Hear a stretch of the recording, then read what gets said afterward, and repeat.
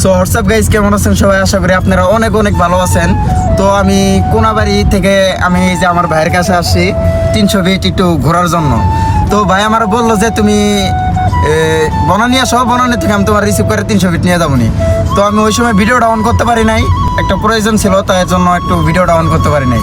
তো এই যে আমার ভাই এসছে, তা আমার সাথে ভাইয়ের একটা ফ্রেন্ড আসছে। তো আমরা এখন 300 ফিট যাইতেছি, তো আপনারা সবাই দেখেন।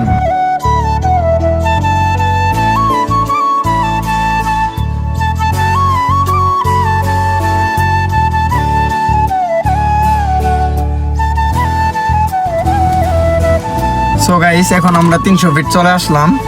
তো এখন আমরা নামবো, দেখি আপনাদের ভিউটা দেখাবো কেমন।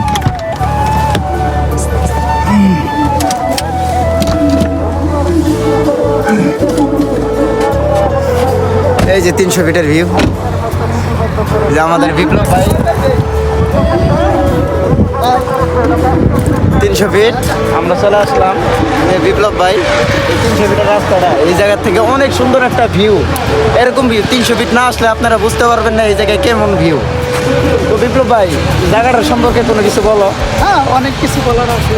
জায়গাটা অনেক সুন্দর, সবাই আসে, সবাই ছবি টবি অথবা টিকটক এগুলো করে, কিন্তু অনেক কিছুই ভালো হয় এখানে, অনেকে আসে। সো গাইস, তো আপনাদের একটু 300 ফিটের একটু ভিউটা আমি দেখাই দিই।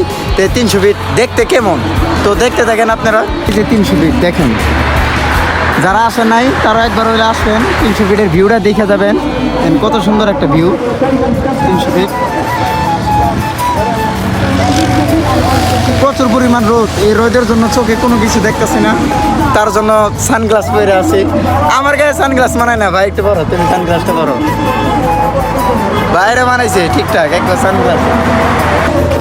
এই 300 ফিট আসলে এই জায়গায় যাইতে মন চায় না, কিন্তু আজকে একটু রোদ পড়ছে দেখা মানে অনেক ক্লান্ত লাগতেছে, এর জন্য একটু বেশি দেরি করবো না। আমরা একটু ঘুরা মুইরা যতটুকু পারি ততটুকু পর্যন্ত থাইকা তারপরে আমরা চলে যাব।